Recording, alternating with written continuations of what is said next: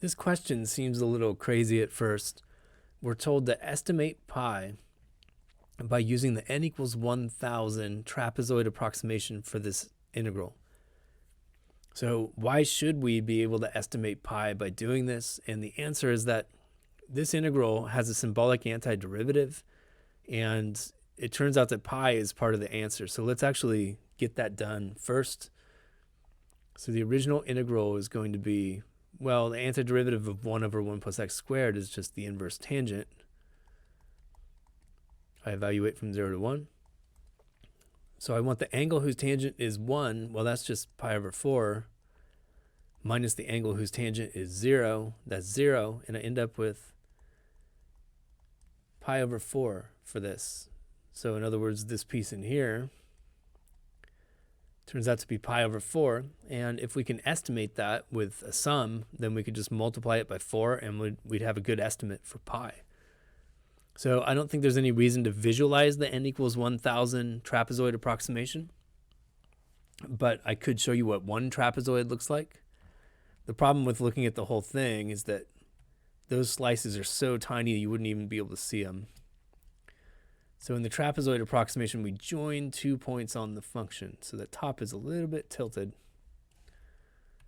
And there's a trapezoid. And so for each trapezoid that we write, the area is going to be the average of the height on the left and right side.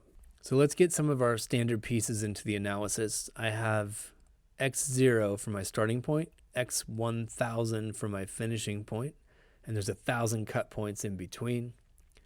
And my interval width, when I chop into 1,000 pieces, well, I have an interval of width 1 divided by 1,000, so that's 0.001.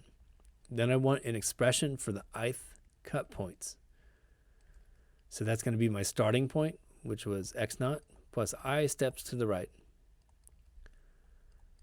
So my starting point was 0, and then my step size is 0.001, so I just get 0.001 I. So you could check real quick that this is working by plugging in x0, and I get 0.001 times 0, which is 0, so that works. x1000, 0.001 times 1,000, that gives me 1 for my ending point. And let's try to write down the area of a trapezoid, maybe just the first one that I actually shaded, and that's going to be, so my first trapezoid, and then we'll just generalize from there. That's going to be 1/2 times f of x0 plus f of x1 multiplied by the width.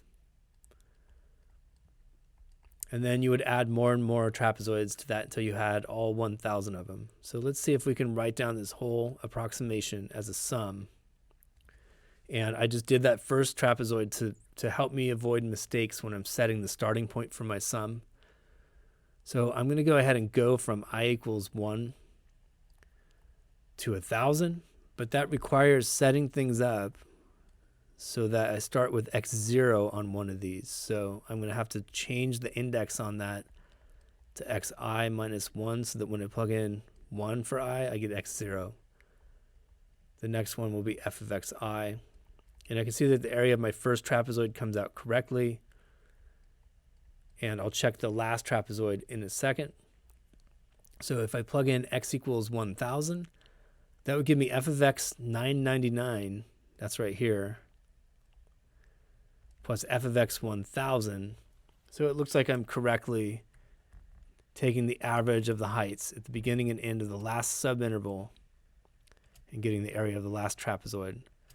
So now I have some confidence that my sum is working correctly, and I'm going to plug in the definition of f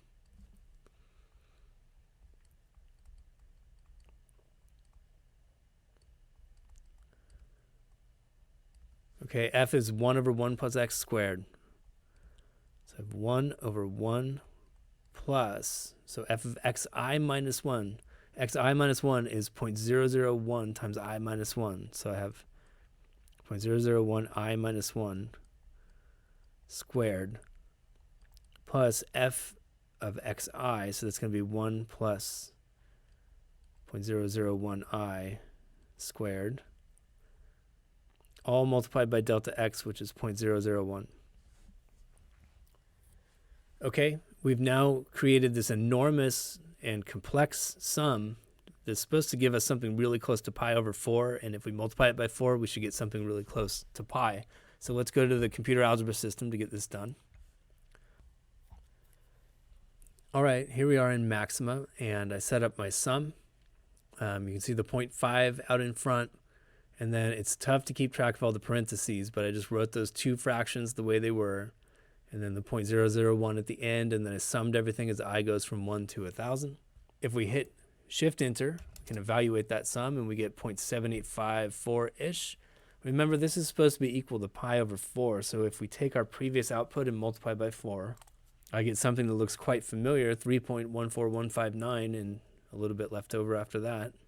I'd like to check to see exactly how close we got, so I'm going to type in float %pi to get a decimal approximation for pi in Maxima. And so we were good all the way out to 6 decimal places.